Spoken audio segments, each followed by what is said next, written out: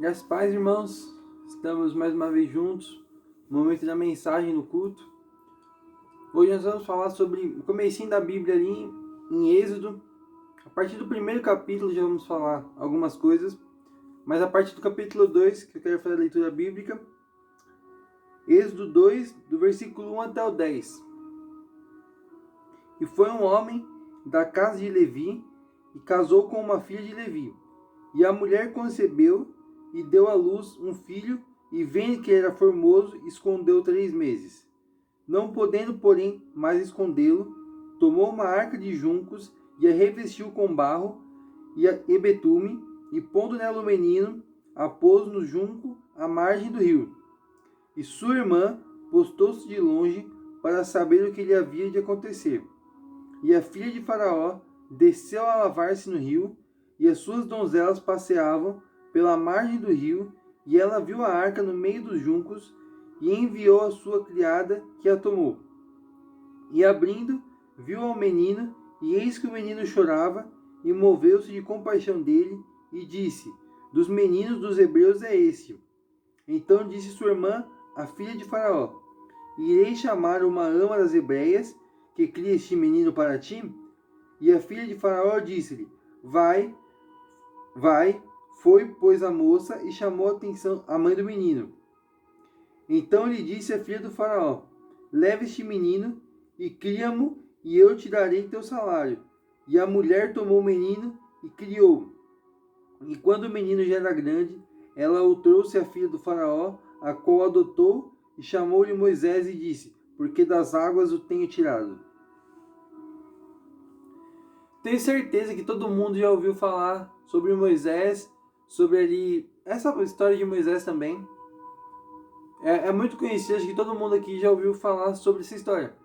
E ali no capítulo 1, só para a gente estar lembrando, contextualizando o que está acontecendo, tem um decreto, tem uma ordem ali do faraó para que todo menino hebreu que nascesse fosse morto, fosse lançado no rio Nilo. E aí para os jacarés comerem, morrer afogado e morrerem os meninos, bebês hebreus que nascerem. E é nesse período que nasce Moisés. Moisés que vai ser o livrador, o líder da libertação do povo hebreu. Deus, é claro, mas Moisés ali conduzindo o povo a ser livre, o povo a ser liberto da escravidão. E é nesse período que Moisés nasce. O povo fica mais de 400 anos sendo escravizados no Egito. E o líder desse grupo que vai liderar a liberdade desse povo, ele nasce justamente no período em que todo menino ali hebreu tinha que morrer quando nascesse. Talvez o período mais difícil, o período que seria o mais inapropriado para o salvador daquele grupo, homem ali, claro, desconsiderando Deus, nascer, foi o momento que Moisés nasceu. E ali a mãe de Moisés não sabia o que fazer, tentou esconder Moisés por 3 meses. Depois de não ter mais como conseguir esconder Moisés, ela vai e coloca dentro de uma cesta, de uma arca, como nós vimos aqui, né, na palavra que falou, numa arca, coloca no rio, e esse cesto vai indo até a princesa do faraó, a princesa do Egito. E o rio Nilo, historicamente, é um rio que até hoje existe muito hipopótamo, crocodilo, sem contar em questão de bravura do rio. Então hoje mesmo, se você colocar um bebê dentro de uma cesta, por mais que seja vedada, por mais que seja uma cesta hoje em dia muito melhor do que era na época de Moisés, e colocar uma cesta com um bebê ali dentro, a chance desse bebê sobreviver e ir até algum lugar, conseguir atravessar esse rio, é quase que zero. A chance disso conseguir acontecer é quase que impossível. Você colocar um bebê hoje em dia, em 2021, você colocar um bebê dentro de... Pode ser a melhor cesta do mundo, pode ser ter a melhor vedação do mundo, mas a chance desse bebê sobreviver é quase que zero. Mas foi exatamente isso que aconteceu ali com Moisés, que aconteceu ali com Miriam, com Joquebede. Foi isso que eles viveram ali. Porque eles não tinham uma outra forma ali de agir. Ou eles faziam isso, ou de uma hora ou outra, o exército egípcio ia achar Moisés ali e ia matar Moisés. Agora, vamos fazer como se fosse uma brincadeira. É claro que totalmente na brincadeira, mas a gente se colocar no lugar de Deus. A gente tendo o controle, a gente decidindo como funciona a situação, a gente como que decide como que as coisas vão acontecer. Se você tivesse o controle dessa situação, o que seria mais fácil? Você é Deus, você tem o poder de Deus. O que seria mais fácil? Você acharia, você julgaria ser mais fácil? Você permitir ali um bebê entrar dentro de um cesto de ali 4.000 anos atrás, mais ou menos, 4.000 anos atrás, que não tinha uma vedação quase que de nenhuma qualidade, e entrar ali dentro do rio Nilo, que era um rio gigante, cheio de crocodilos, cheio de hipopótamos, e sem contar com risco de afogamento, e esse bebê ter que atravessar o rio e chegar até uma princesa, que essa princesa vai precisar de alguém que amamente esse bebê, e vão chamar justamente a mãe de Moisés, e ele vai ser criado pela mãe dele, e depois, só quando ele for mais velho, ele vai para o palácio egípcio. O que seria mais fácil? Tudo isso que eu falei, tudo isso que realmente aconteceu, ou simplesmente Deus tocar o coração do faraó para que ele não fizesse mais isso, para que ele não matasse mais os bebês hebreus? Sendo bem sincero, seria muito mais fácil, eu julgaria muito mais fácil, Deus, ao invés de ter feito isso, de permitir tudo que Moisés e Joquebede fizeram ali, colocando Moisés no cesto para atravessar o rio Nilo, eu julgaria isso muito mais difícil do que simplesmente Deus tocar o coração do faraó para que ele não fizesse mais aquilo de querer matar os bebês hebreus. E eu acharia isso muito mais fácil. Se eu fosse Deus, eu teria feito dessa maneira. Mas pode ter certeza que se tivesse feito da forma que eu pensei, alguma coisa errada ia ter acontecido. Aos olhos humanos, seria muito mais fácil isso. Muito mais fácil mesmo. Mas não tenha dúvida que isso, de alguma forma, iria mudar toda a história daquele povo e toda a história da humanidade. Porque a partir disso, a partir do que aconteceu ali com Moisés e a forma que Moisés liderou aquele povo foi liberto da escravidão, iniciou ali Israel, que vai vindo durante milhares de anos até chegar em Jesus. E aí depois Jesus continua no Novo Testamento, essa mesma obra, mas iniciou ali em Moisés. Já existia o povo, mas a nação Israel iniciou ali com Moisés.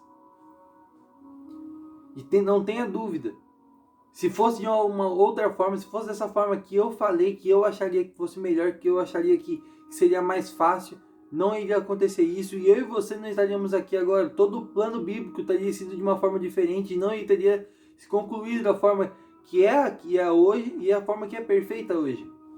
Mas seria muito mais fácil. E eu e você, a maioria, iria pensar assim como eu pensei. De que era mais fácil só o faraó ter sido tocado por Deus para que ele não matasse mais aqueles bebês hebreus. Não só pouparia a vida de Moisés, mas de muitos outros.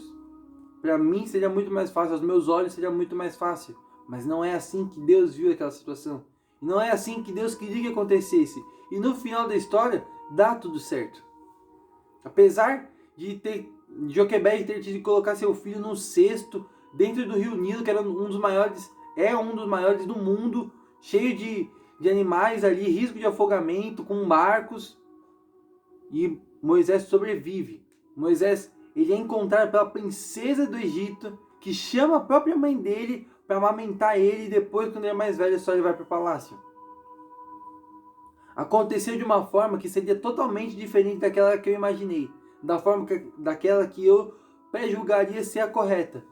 Mas o final foi muito melhor do que aquilo que eu podia imaginar. Sem pensar no final a longo prazo, pensando ali mesmo, o que seria melhor? Moisés crescer ali com a sua mãe e passando necessidades, ou Moisés ali crescer com a sua mãe até uma certa idade, até ficar mais velha, e quando ele fica mais velho, ele vai para o palácio, mas até isso acontecer, ele fica ali com a sua família mesma, e além de tudo recebendo um salário ali, porque Joquebed está amamentando o próprio filho. A curto prazo já foi muito melhor também, mas a gente faria totalmente diferente. E aqui nessa situação, eu entendi que eu faria totalmente diferente do que era o que Deus estava fazendo ali. Mas eu tenho certeza também, da mesma forma que eu soube que eu faria diferente, que eu imaginei uma situação diferente, eu tenho a convicção de que eu faria de uma forma errada, porque é uma forma diferente daquela que Deus fez. E não é só aqui em Êxodo, não é só aqui nessa história, nesse contexto, mas em tudo na nossa vida. Tem muitas coisas que acontecem na nossa vida que a gente enxerga uma situação, mas a gente fala, eu não consigo entender por que Deus fez isso. Eu entenderia que seria muito melhor de uma outra forma.